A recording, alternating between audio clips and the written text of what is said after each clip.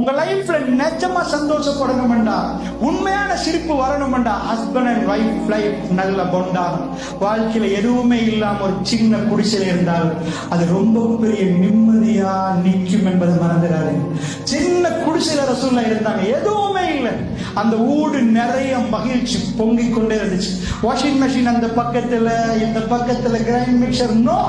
ஆனா அந்த வீடுகள்ல ரசூலுல்லாஹ் கண்ட மனைவிமார்கள் எப்படி வச்சு பார்த்தாங்க, அவங்க எப்படி நடந்தாங்க, ரசூலுல்லாஹ் எப்படி நடந்தாங்க. ஒரு தடவை உதவியா ரசூலுல்லாஹ் போற உதவியா 1400 பேர் ரசூலுல்லாஹ் உம்மு சலமா ரலியல்லாஹு போன பயணம் அது.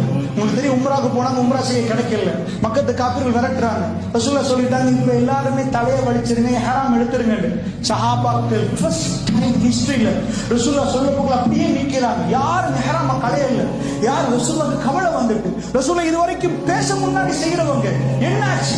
உம்மு சலமா ரலியல்லாஹு வீட்டுக்கு கூடாரத்துக்குள்ள நிக்கிறாங்க. ரசூலுல்லாஹ் எப்பயும் வைஃபை கூட்டிட்டு போவாங்க, எந்த பயணம் போனாலும் ஏதாவது ஒரு வைஃப் வருவாங்க.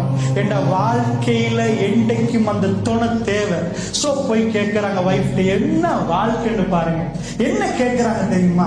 நான் சொல்றேன், அவங்க யாருமே செய்யறாங்க இல்ல, என்ன சொல்றீங்க உம்மு சலமா?